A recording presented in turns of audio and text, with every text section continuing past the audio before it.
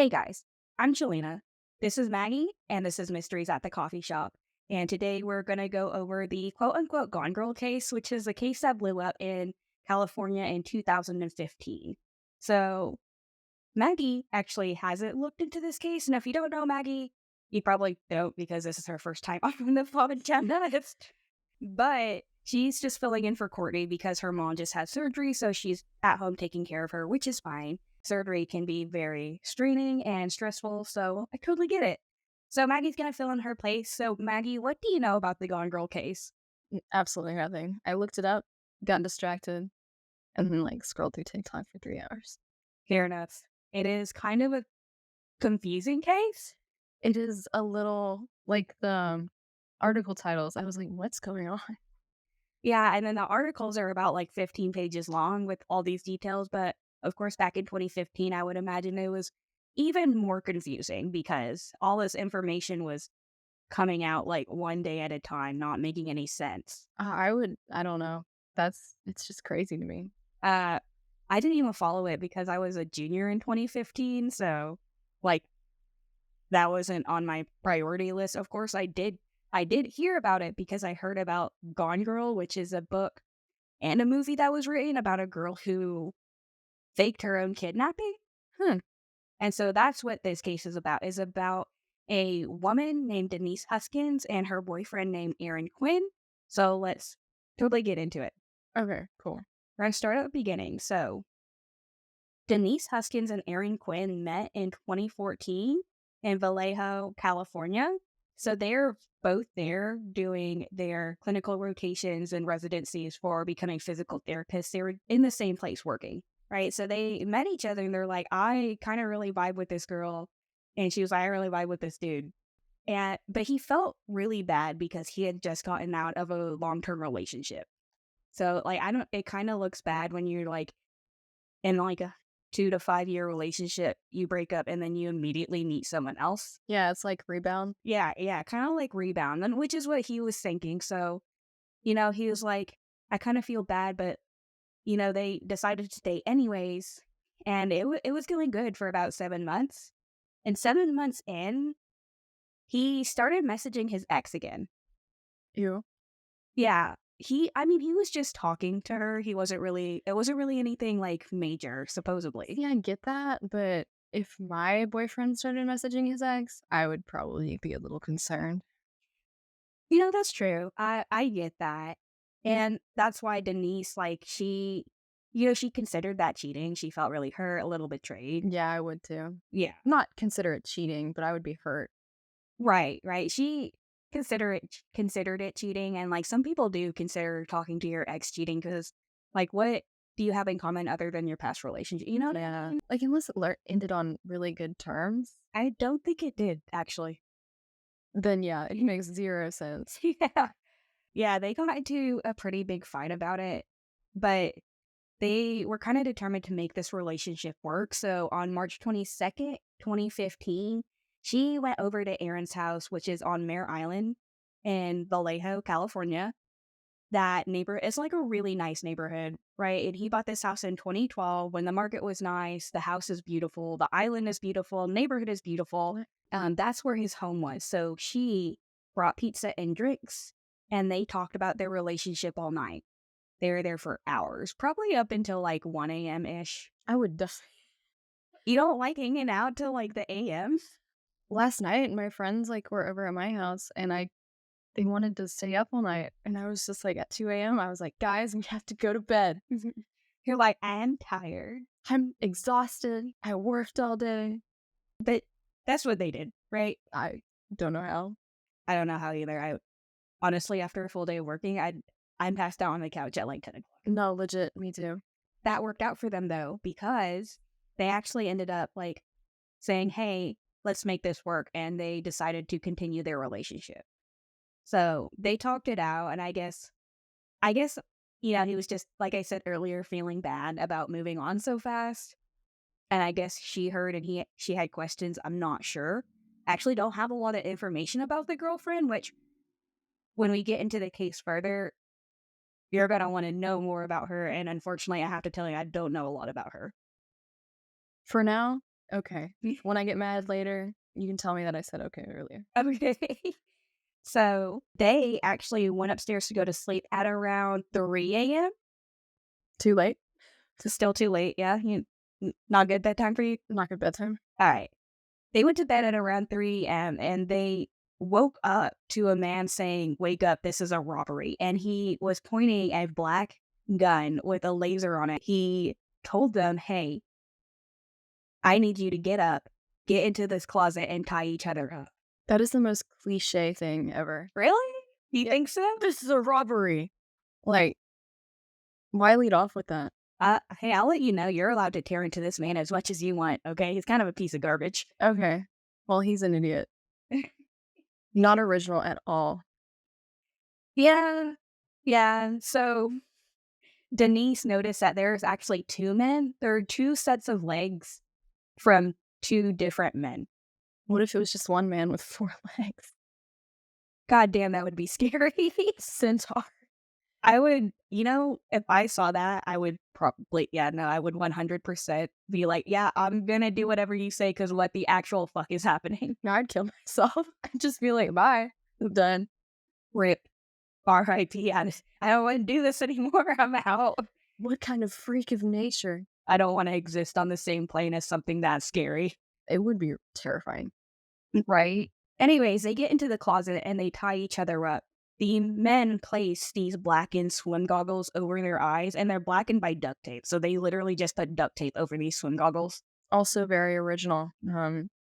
I also feel like you could have just spray painted them and got the same effect. Yeah, takes like 5 seconds to spray paint. You're really gonna take all that effort to duct tape them? They got the goggles on, they put headphones on them, and the headphones were pre-recorded messages telling them what to do. The messages told them that they were going to get some sedatives, and if they did not willingly take it, then they were going to inject them with it. So Aaron is sitting there like, oh shit, like this is serious, like this was premeditated. Yeah, sounds like it. At that point, like the two are really scared, and Aaron's trying to barter with them, and one of the men actually calls him by his first name. So this man knew him. That's suspicious. That is very suspicious. So they separated the two. One of them took Denise into the router room in the house, which means that they knew the fucking layout of the house. So they'd been there before, Yeah. or somebody had told them the layout. Yeah, supposedly, because apparently they really knew the layout for them to be able to take Denise into the router room to try to get information from her. As they were separated, they told them, we're going to ask you personal questions. We want your social security cards, your credit cards, anything that you could give us that could give us money, just give it to us right now. And if they hadn't given them that information, they threatened to cut up the other person. Fuck? Yeah, so they told Denise, like, hey, if you don't give me this information, I'm going to cut Aaron up so bad. That's a little aggressive. They want money. Just take the money. Okay. Don't be right. I'm gonna kill you. Okay, it gets worse. Oh, It gets way worse, actually. It gets a lot worse. okay. So they look at the credit cards and stuff, and they're like, oh, shit. This woman's name is Denise Huskins. And so they go up to Aaron, and they're like, where is your ex-girlfriend? And he's like, we broke up, and she took all her stuff and moved out. And they're like, oh, shit, we got the wrong person. Oh. Yeah. It's like, oh, shit, oh, fuck. And then the person, the two intruders, they go up to him and they're like, does Denise look like your ex-girlfriend? And he said, yes. They both have long blonde hair and they look pretty similar. And they said, okay, well, here's what we're going to do. We're going to take Denise for 48 hours. You guys need to call in sick to work, say you have a family emergency, whatever, so it's not suspicious. We're going to set up cameras in your house and we're going to be watching you. And if you don't do what we say, we're going to kill her. And so Aaron, being super fucking scared, like, agrees. They take Denise away. They bring Aaron downstairs. Aaron's like, hey, I'm kind of cold because, he's like kind of tied up on the floor, like in goggles, and like it's fucking 3 a.m. I set my thermometer cold in the house when I sleep because I don't like being warm when I sleep. Oh, yeah. I would, if I could touch my thermometer, my stepdad would kill me. That's such a dad thing. Don't touch the thermometer. No, for real. Oh, touch like thermostat. They've got a sixth sense or something when it comes to that daggone thermostat. Right, 100%. Anyways, he's like, "Hey, homie, like, I'm kinda cold. Can you at least put a blanket on me?" And the intruder goes, "Oh, I kinda didn't notice because we're both wearing wetsuits." And he was like, "What? That's weird." Wetsuits. Yeah, so wetsuits, I called this guy an idiot, but wetsuits actually really smart because it contains everything on the inside, right? Because it's supposed to be waterproof. Yeah, So they weren't gonna leave any fingerprints or any, like, hair any they weren't gonna leave anything behind. that is kinda smart. Were they gonna take a swim after? Like, I don't maybe. I mean, they are near the beach. I mean, I'm sure if they have swimsuits, they go swimming, right? Unless they bought it just for that purpose. why would you buy it just for that? Would be so stupid if you bought a wetsuit just to rob somebody. I know, man. Some people are, like, really into that game. That is true. Yeah, yeah. So they take Denise and they throw her in the trunk of the car, slam the door to the trunk. Aaron, who at the same time is like on the floor near the couch tied up or whatever, right? He manages to get his goggles like askew off his face. He sees the time is 5 a.m. So they took her at 5 a.m. He passes out a little bit because he did get a sedative and it was starting to hit. But he did manage to get up a couple hours later. I want to say an hour or two, maybe later. And he manages to call in sick at work. And then he manages to call Denise's boss and lets him know that Denise has had a family emergency. She's going to be out for a week. And then he falls back asleep. Once he wakes up, though, he sees that the house is lined with red tape telling him where to talk to the cameras, where to move. And the intruders see that he's awake and immediately start communicating with him. So they, like, really taped out his entire house? Yeah, they really taped out his entire house. When do they have time to do that? Maybe when he was passed out. I don't know. I feel like that would take a lot longer than 2 hours. I feel like that would take a lot longer than 2 hours. For to, like, really map it out and set up the cameras and everything, that's a lot of effort. I don't know when they did that, actually. I don't have that information, but they must have done it, like, at some point when they were getting, like, information. Probably. Unless there was more than 2 people. Maybe. Anyways, when they start communicating with him, they tell him to take out 2 payments of $8,000. Because I think once you hit, like, $1,000, your bank is like, "Hey, what are you doing with $1,000 cash? What are you doing?" That's suspicious. Huh. Yeah, the banks get really, like, at my bank, I'm not allowed to pull out over 500 in cash. I would never have that problem. Big sad. Big broke. Big broke. $8,000 in cash. Actually, no, he said 2 payments of $8,000, so that's, like, $16,000 in cash. Walking around, like, that's pretty dangerous, right? So Aaron thinks about it. And he's like, "What if I take the cash to them? And then they just decide to kill both of us anyways?" That's Like, a very valid question. yeah, that's very valid. So he was like, I don't know what to do. And then he thought about his brother. His brother is actually an FBI agent. Oh, that's cool. Yeah, and his brother actually told him if anything like this happens, they scare you into not calling the police, but for the love of God, call the police. Yeah, I mean, if you call the police and they get there quick enough, I feel like they could protect you. Maybe? Wait for it. Okay. I'm scared. All right, so Aaron calls 911 around 2 p.m., and it's been 9 hours since Denise has been taken. When the police arrive, they ask him if he's on drugs. He obviously says, "Yes, I have been drugs. They, like, fucking sedated me. They didn't give me an option." Well, these guys, being the ding-dongs that they are, walk into the house and tear down the cameras and the tape. And they're suspicious because they're missing the comforter, Aaron's car is missing, and he's in possession of Denise's phone. So what they suspect is a domestic violence situation. Real geniuses right there. Yeah. They take him to the station so that Aaron can give him a statement. And when he gets to the station, they ask him about him and Denise's relationship. And it just gets worse from there. Like, they are bombarding him with questions. They're telling him, like, "We don't believe your fucking story. Like, this sounds too wild. Like, why would 2 men in wetsuits come to your house and kidnap her? That doesn't make sense. You fucking killed her. You did this." And this goes on for hours. Hours, to the point where Aaron is questioning his own sanity. Like, he was like, "Did I have a schizophrenic meltdown and actually kill her?" I feel like that's a thing that happens a lot. Some people are, like, bullied into giving a confession. That's actually that's actually what's interesting about this is, like, the way that they interrogated him, it has been proven that the way that they do that makes people just confess so that they can just go home and lay down and sleep because he hasn't slept for I mean, he slept when he was sedated, but that's not the same kind of sleep. Yeah. That's why in real life, there's, like, a lot of steps and processes to it.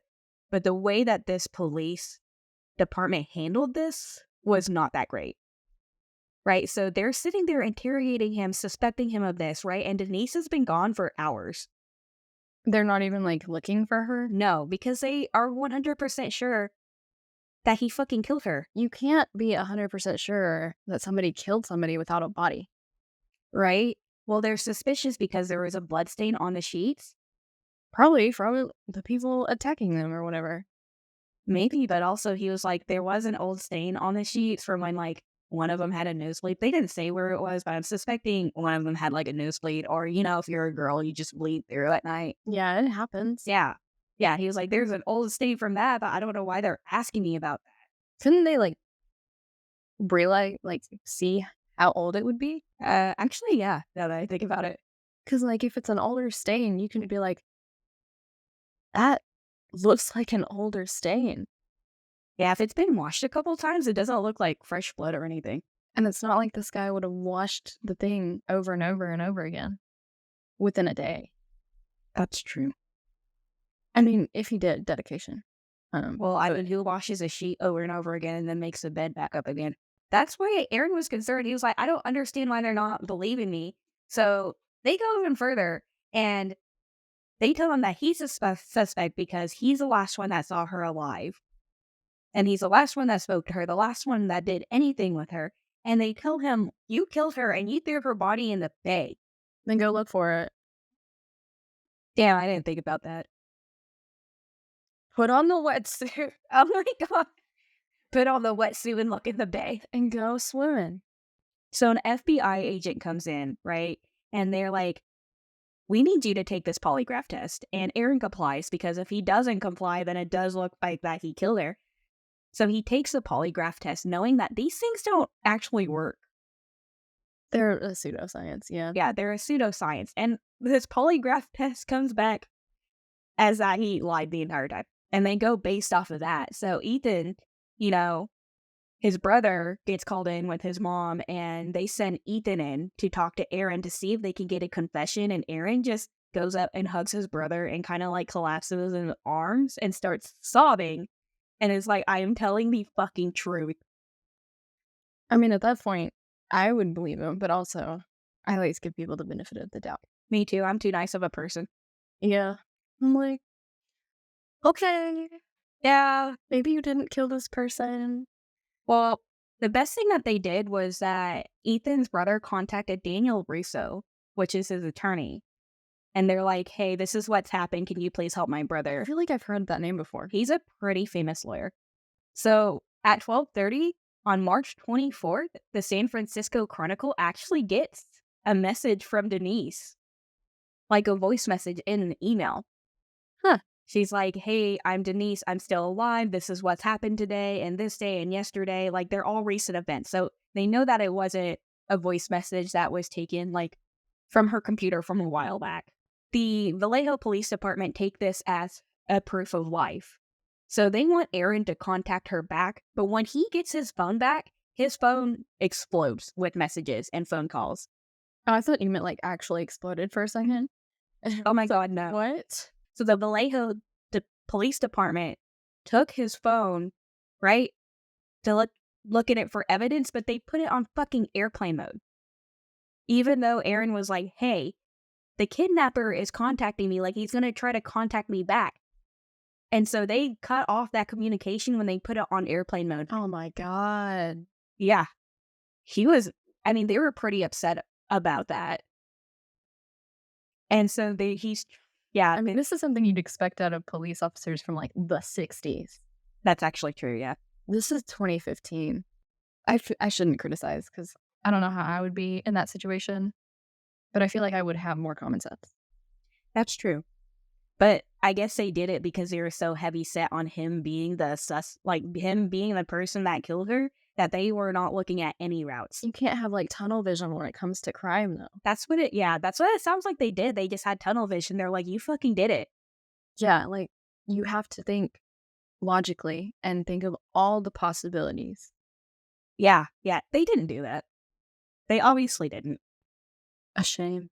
Yeah. So, anyways, on Wednesday, March 25th, Denise reappears on Huntington Beach. Right? He's just there? Oh, yeah. Just poof. I'm just kidding. No. It had been 48 hours, so her kidnapper had, stayed true to his word and like returned her back. So he didn't risk taking her back to Vallejo, so he dropped her off on the beach. And when he dropped her off, her eyes are covered and they had thrown her bags out with her in the alley. I guess they when they kidnapped her, they just grabbed her shit and threw it They're in like, bags. "Oh, let's get you a go bag real fast. You need to have plenty of options. I guess. What pajamas do you want?" Like, what? I guess. That's strange. It is strange. They throw her and her bags in an alley, and then she realizes she's a walking distance to her mom's house. Oh, nice. So she walks that way, but her mom's not home. So she borrows a worker's phone who's at the house and she calls her dad and leaves him a voice message. So then she goes over to her father's house where the neighbor lets her in to their house and the two police officers come and ask her questions. Her mom and her dad are in Vallejo, right? At the police department Yeah, trying to figure out what the fuck is going on. because 'cause they're like, "Oh, shit." Right. She states that she was given liquid benzos every couple hours to keep her sedated. And she was like, despite how weird this kidnapping was, the individual who had kidnapped her was actually very nice to her, very polite to her, to be honest. Benzos is scary, though. Police department asked her more questions and they're like, have you been sexually assaulted? She says no. Well, at least I didn't do that. Oh, So after that, she was like, I want to speak to a lawyer because she realizes that their questions seem very off putting, very suspicious, as if this is her fault. Because they're like, so you've been kidnapped, but you have to-go bags with you. You have your duffel bags and shit. So that's suspicious. that is really suspicious. So did she, like, set this whole thing up?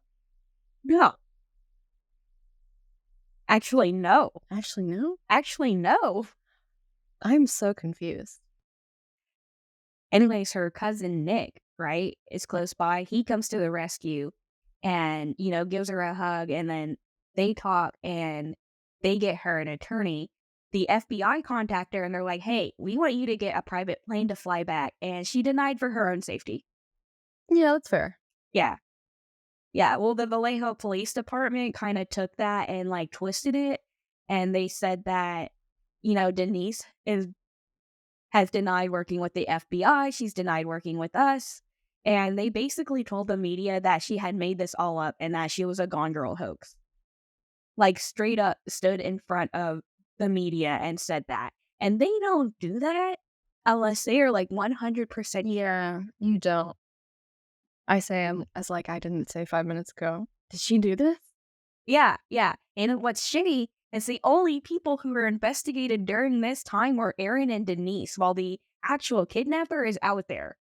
Sounds about right. When you come back from being kidnapped, you don't think that you have to worry about defending yourself like that. Yeah. You would think that the police department would serve and protect and do what they're supposed to do and go investigate the person who had allegedly kidnapped them. But they had turned the public against them.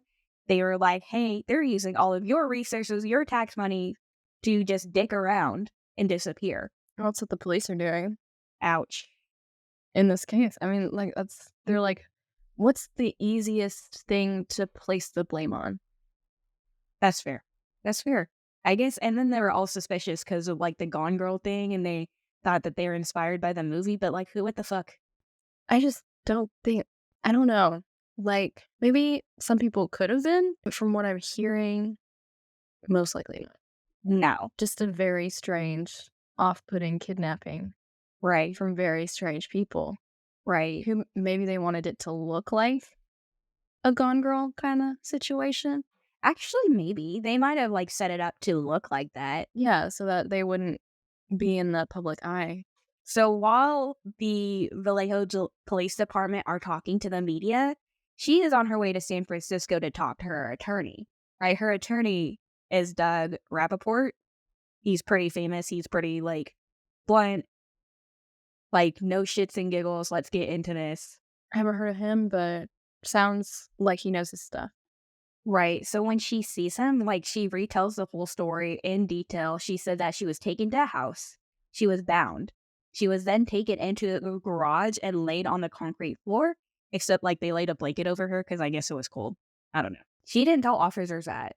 And then she also didn't tell officers that he was in the Marines. He stated that he was in the Marines multiple times while she was in that house with him. And what makes it worse is, like, she was raped. She was raped multiple times. Jeez. I don't know if he had some sort of fantasy in between Aaron's ex-girlfriend and she just looked similar and he wanted to play out that fantasy, but basically set her on the bed and was like, I'm going to record this. And if you do anything to try to run away or make a peep, I will release these videos on the internet.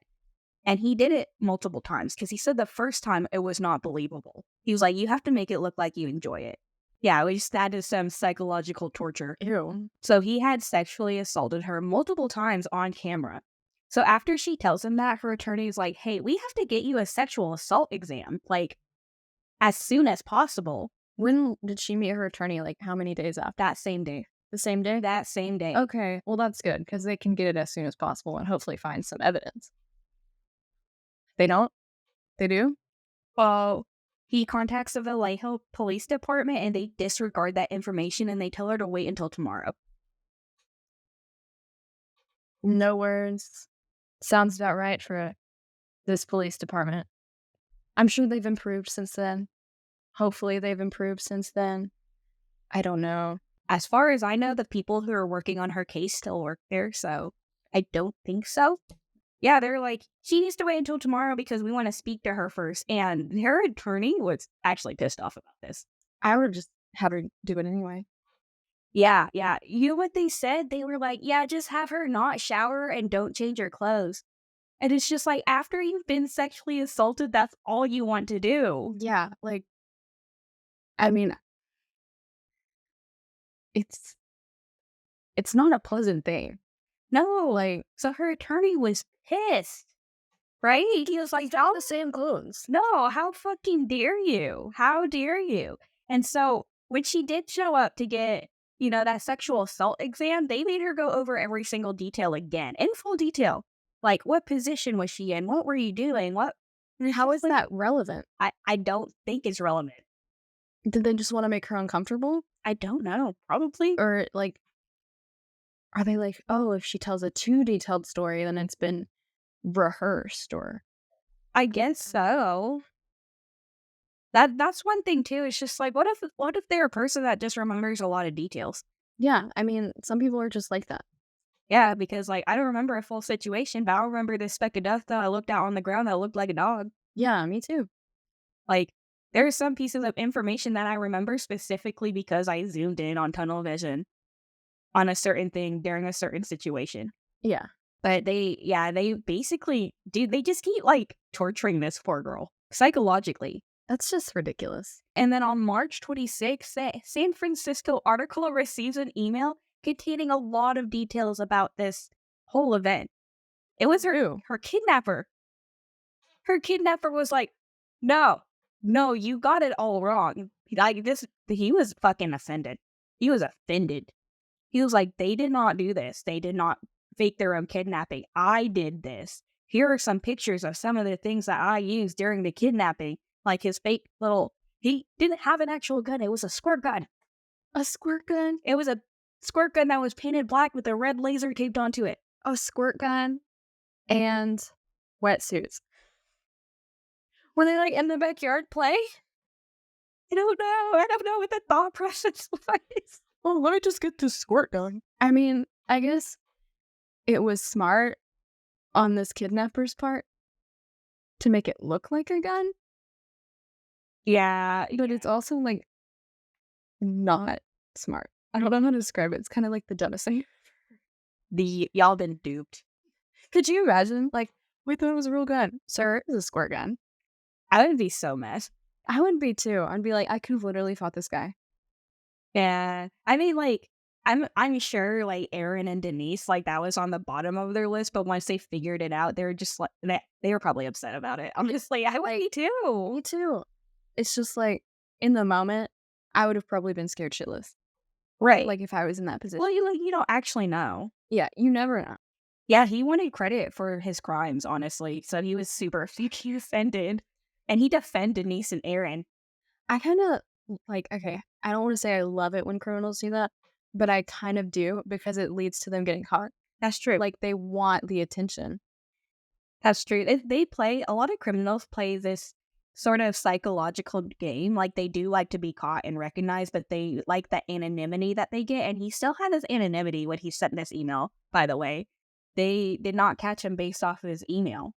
They're just like, catch me if you can, Pretty much. but give me the credit. Pretty much. After that, it still had been 2 months and they're still fighting. They're still trying to figure this out. They're still trying to prove their own innocence. Did they ever get any DNA from the rape kit? That's a good question. I don't know. That is a very good question. Probably not. And if they did, I don't know how long it takes for the DNA test from a sexual assault exam to come back. That's true. I don't either.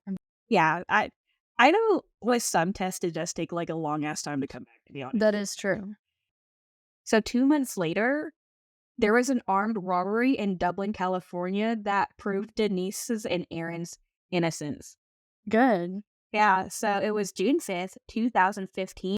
The exact same thing that happened to Denise and Aaron, except this time the husband decided to fuck him up. Like, he fought back. Oh. I guess he saw through the squirt gun, guys. Or maybe he's like, instead of a flight, he was just a fight guy. He's like, you know what? If I'm going down swinging. I think he was a fight guy.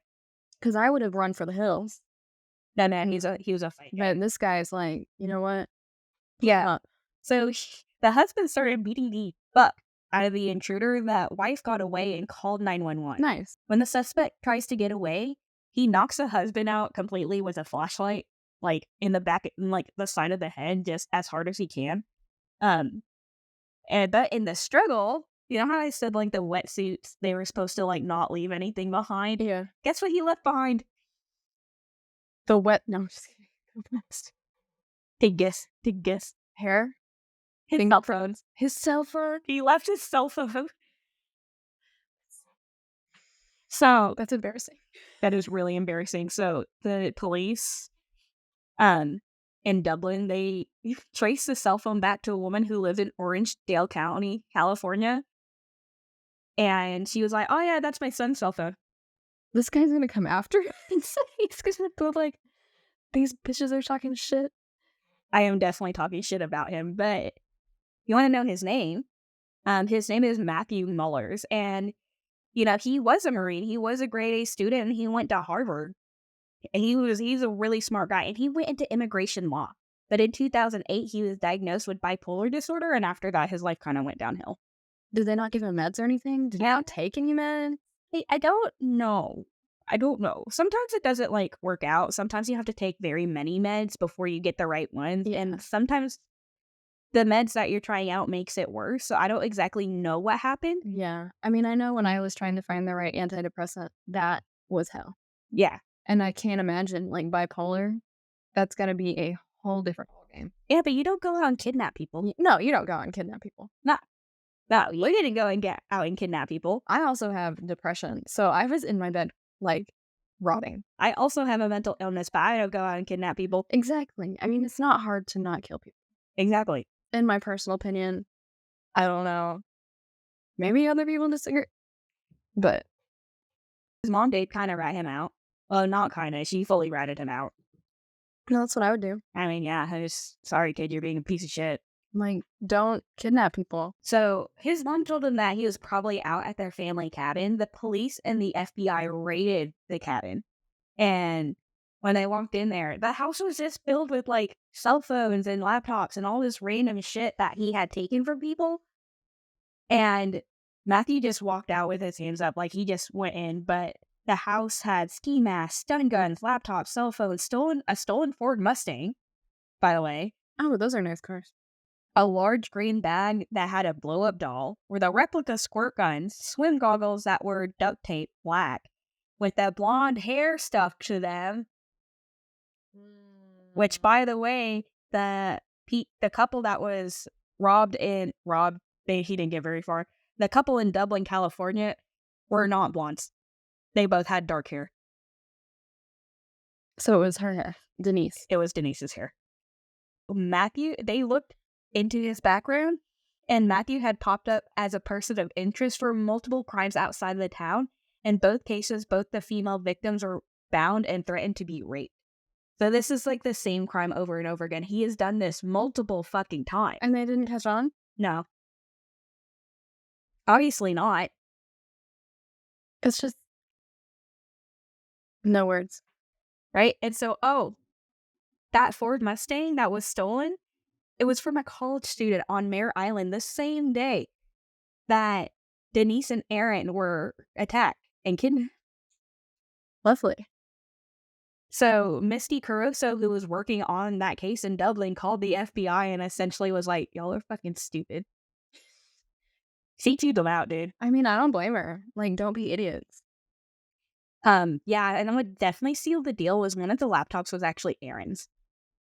Yeah, that would have really. So that's the case. And then you'll be happy to hear that in 2018, Denise and Aaron got a $2.5 million settlement from the Vallejo Police Department. Oh, I am so glad. I was going to ask if they sued.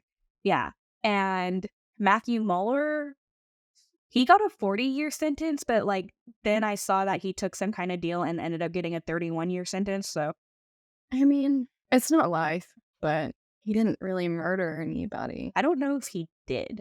I didn't look into that, but I still have questions. So many questions about this case. Like, Yeah, he what definitely didn't get long enough in prison No, or didn't get sentenced long I enough. hope he drops the soap.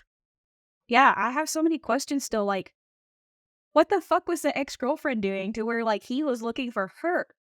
Maybe he was just like thought she was hot and was interested in her. I don't know. I don't know. And he knew the layout of the house. So like, was she having an affair with him? Like, I don't understand. That like could be very possible. But like, if he was having an affair with him, then like, why would he go and quote unquote kidnap her? Why didn't he know that they had broken up? I don't know. Maybe he was like a stalker. And then they never looked into who the second person was. Yeah, I would like. It wasn't the blow up doll. No, could you imagine? He's just carrying around the. Well, that's what I was thinking. I was like, did he bring the blow up doll just to like throw people off? But there's no way that you could throw a grown ass woman in the trunk by yourself. Or like bring Aaron down the stair. Like, Yeah, I don't know. so who was the second person? His mom. I'm just kidding. Plot twist. She throws him under the bus to save herself. She's Yeah. like, oh, I'm just a little old lady. I don't know anything. I didn't. What? What? No, not me. That's ignorant. Yeah. So, but then like, how did he know Aaron? I don't know. The ex-girlfriend. What is happening? I still have so many questions that I couldn't find the answers to. That's just bizarre. Isn't it? Yeah, I really don't. Well, that's the end of the case. More happy news. They are married now. Oh, that's good. Yeah, their two attorneys did go to their wedding. Oh, nice. Nothing like trauma. No. I mean, I guess they invited them because they did really help them. So they're like, yeah, you're invited to our wedding, and now they have a daughter who, yeah, she looks exactly like them. It's adorable. They're a happy little family. So they are doing a lot better now. Granted, they had to go through a lot of therapy. I'm really happy for them. I'm glad they're doing a lot better too. They definitely didn't deserve that. No, absolutely not. And the way that police department handled it was awful. It was disgusting. It was disgusting. It was like they're asking for your help, and you're sitting there telling them like without any real hard evidence, and they're telling them that they faked it. Yeah, it's your fault. I mean, you're trying to get attention or whatever out of it. Had that man not left his cell phone there, this guy would have gotten away with so many other kidnappings. This would have happened to so many other couples, so many other women. Like, that's It could have ended in murder, too. This guy was clearly going off the rails. Right? Like, when they put his phone into airplane mode, she could have died. Yeah, I mean, like, kidnapping and raping, not okay. It's terrible. But, like, he could have gotten progressively worse. I mean, that's how most serial killers go. They started off kidnapping And it gets progressively worse. Example, Ted Bundy. Example, like John Wayne Gacy. Like, it just gets worse and worse. yeah, it's just not good. Yeah, so that whole thing, I was so disgusted.